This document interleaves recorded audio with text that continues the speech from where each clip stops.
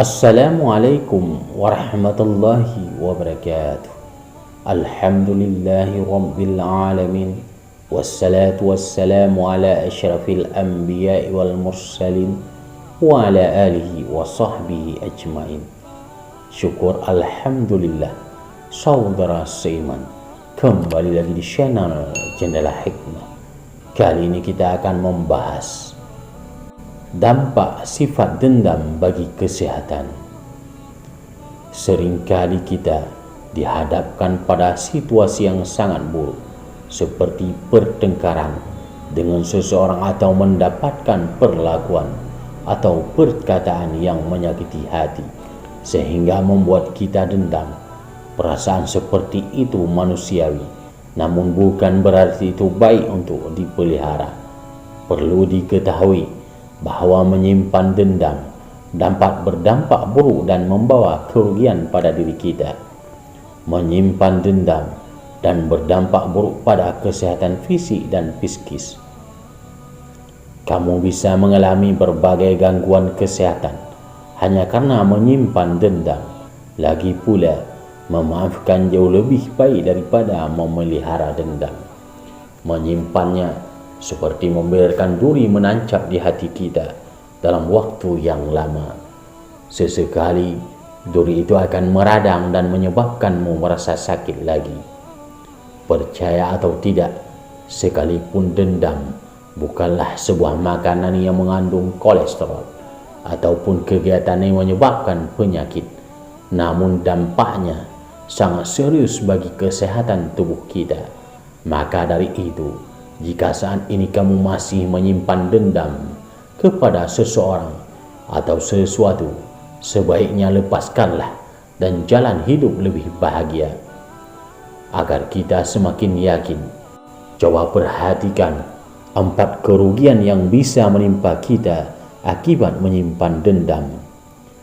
Bahasan kali ini akan memberikan pada kita pencerahan untuk mengikhlaskan setiap dendam yang ada di hidup kita selama ini. 1. Memicu resiko penyakit jantung dan stroke.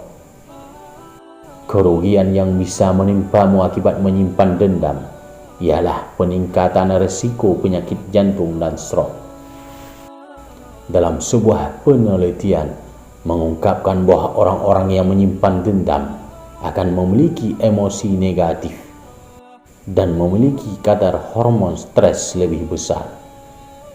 Kondisi tersebut berpengaruh besar pada peradangan di dalam tubuh yang akhirnya menyebabkan tekanan darah lebih rentan naik. Hal ini tentu akan membuat resiko terkena penyakit jantung atau stroke lebih meningkat dengan signifikan. Dendam yang kita simpan akan menyebabkan aliran darah akan mengandung protein C-reaktif dalam jumlah yang lebih tinggi. Masalahnya adalah protein ini memiliki kaitan langsung dengan kesehatan jantung dan resiko stroke, sehingga bisa saja menyebabkan datangnya kedua penyakit tersebut dalam keadaan yang tidak terduga-duga.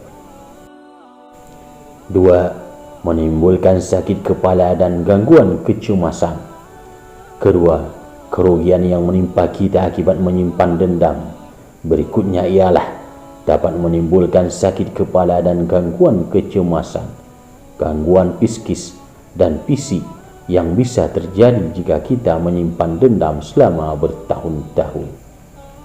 Menurut sebuah penelitian, dendam yang terus dipelihara dalam waktu lama akan mengalami peningkatan resiko sejumlah masalah kesehatan seperti sakit kepala, sakit punggung, hipertensi, dan mah.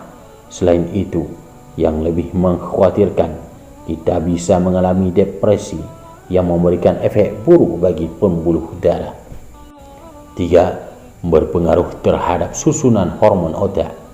Ketiga, kerugian yang dapat menimpamu berikutnya adalah perubahan susunan hormon otak. Otak merupakan organ yang bekerja saat kita berpikir, berkomunikasi, dan membentuk hubungan sosial dengan orang lain. Fungsi tersebut dipengaruhi oleh dua hormon yang saling berkaitan namun dapat bekerja berlawanan, yaitu hormon kortisol dan hormon oksitosin. Hormon kortisol sendiri akan dilepaskan saat kita berada di bawah tekanan mental besar, seperti saat menyimpan dendam. Sebaliknya, hormon oksitosin diproduksi ketika kita memaafkan dan saat berdamai dengan diri kita maupun orang lain. Kedua hormon ini sangat diperlukan oleh agar seimbang. Namun, jika kita terus-menerus menyimpan dendam, maka kita akan melepaskan banyak hormon kortisol. Hormon kortisol dikenal sebagai hormon yang berbahaya jika diproduksi terus-menerus dalam waktu yang lama, karena tidak hanya mempengaruhi kerja sistem saraf pusat, namun juga kerja organ lainnya. Sekresi berlebih pada hormon ini akan menekan kadar hormon oksitosin yang justru diperlukan untuk kesehatan emosi dan sosial, seperti kemampuan untuk menjaga hubungan baik dengan pasangan atau orang lain. 4. Menyebabkan penuaan dini. Terakhir, kerugian yang kita dapatkan jika terus menyimpan dendam adalah penuaan dini pada wajah.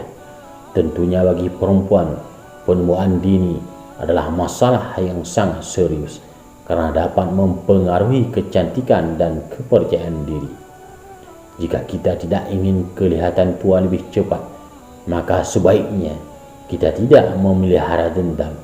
Menyimpan dendam bisa menyebabkan penuaan dini karena sekresi hormon stres yang berlebih. Saat menyimpan dendam, kamu cenderung bisa mengalami depresi. Maka saat itu juga tubuh merespons stres, terlebih dengan cara memicu penuaan dini. Wallahu a'lam. Semoga bermanfaat. Assalamualaikum warahmatullahi wabarakatuh.